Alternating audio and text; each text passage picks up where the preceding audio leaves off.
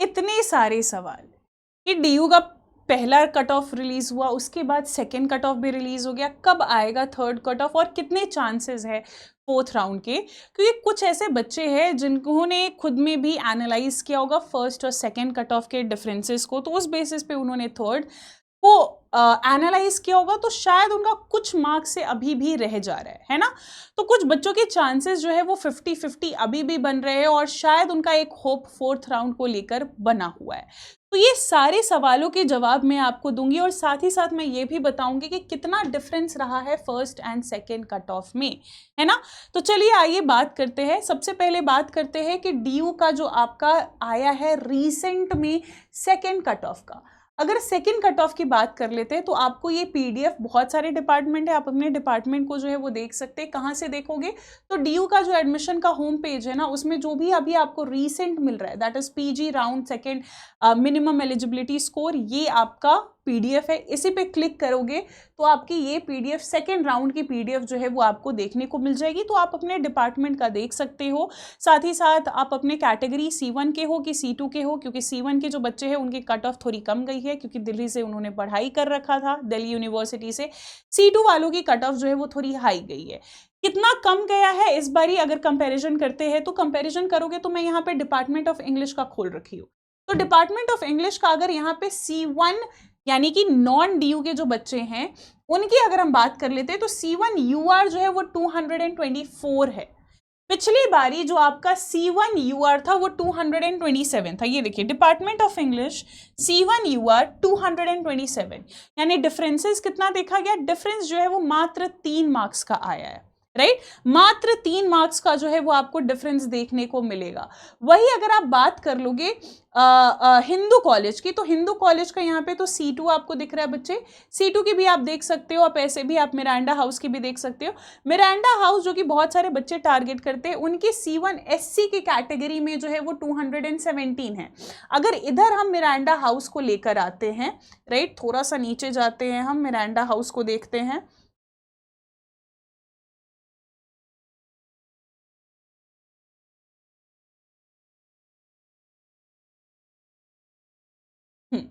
Miranda house C1 OBC 225 है।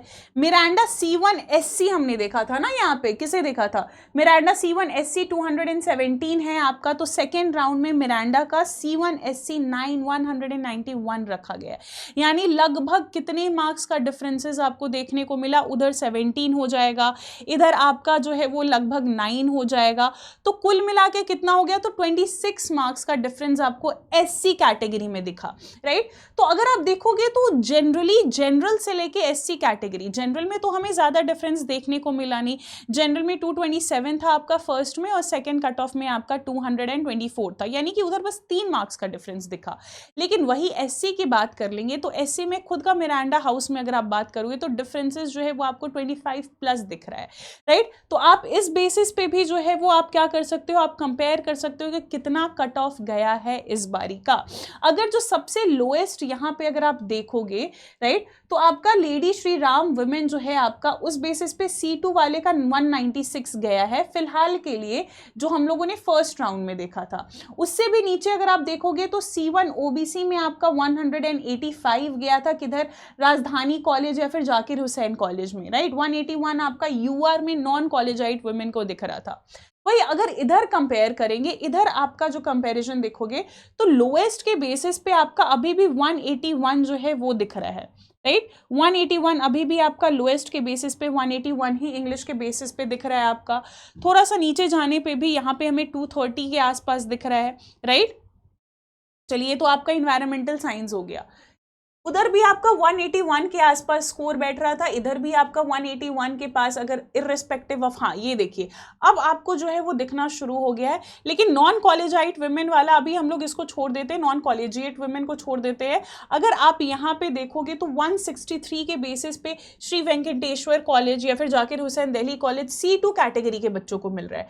वही C1 category के बच्चों को अगर यहाँ पे बात कर लेंगे तो SC में जाकिर हुसैन कॉलेज को 171 दिख रहा है, यानी कि लगभग 10 मार्क्स का ऑल इन ऑल जो है वो डिफरेंशिएशन आपको यानी डिफरेंस आपको देखने को मिलेगा, चाहे कोई भी कॉलेज के बेसिस पे बात कर लोगे ऊपर से नीचे तक की, राइट, C1 कैटेगरी में। वही C2 कैटेगरी में अगर आप देख रहे हो तो 160s 140s तक यहाँ पे मार्क्स गया है, राइट। यहाँ पे आप देख रहे हो तो 126 में, बट यहाँ पे आपका NCEEB का है, राइट। बट 140s में अगर आप देखोगे तो C2 कैटेगरी में राजधानी कॉलेज EWS में भी मिल रहा है यहाँ पे, राइट। हालांकि सबसे कम कट ऑफ आप किसी भी बेसिस पे बात कर लोगे तो NCEEB के बेसिस पे ही सबसे कम कट ऑफ जाता है।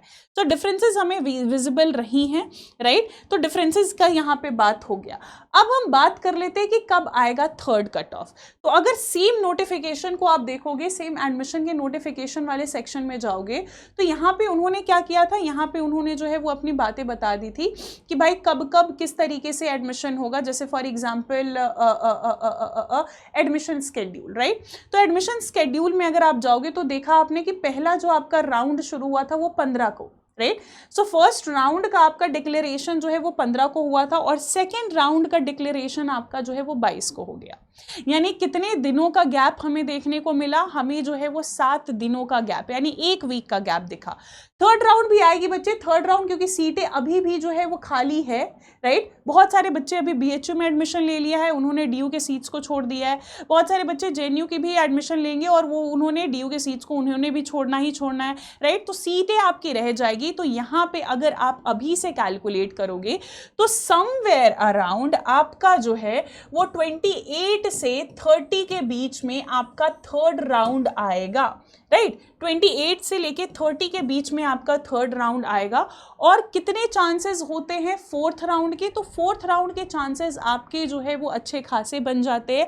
हालांकि हर डिपार्टमेंट में आपको ये सीट नहीं मिलेगा फोर्थ राउंड का, कुछ ही डिपार्टमेंट में, कुछ ही सब्जेक्ट में, कुछ ही कॉलेजेस में आपको जो है ये विजिबल होगी, राइट। फोर्थ राउंड का आपका 50% चांसेस बनता है। लेकिन अगर आप मेरी बात मानो तो DU अधिकतर जो है वो फोर्थ राउंड अपनी रिलीज करता है, राइट। फोर्थ राउंड की अगर बात कर लोगे तो फोर्थ राउंड आपका जो है वो end of first week somewhere around आप ये मान सकते हो कि 4 से लेके आपका जो है वो 7 जुलाई तक आपका जो है वो फोर्थ राउंड आएगा।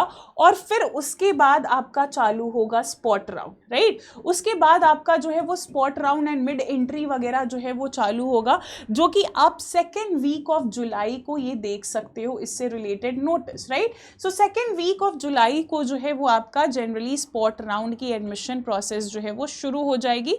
स्पॉट राउंड जनरली वो हो जाता है जो कि अगेन बच्चे सीट छोड़ देते हैं अपने first round, second round, third round या फोर्थ राउंड वाले कहीं और एडमिशन ले लेते हैं और अपनी सीट को छोड़ देते हैं। तो उस बेसिस पे कुछ स्पॉट खाली रह जाता है तो स्पॉट राउंड आपकी होती है।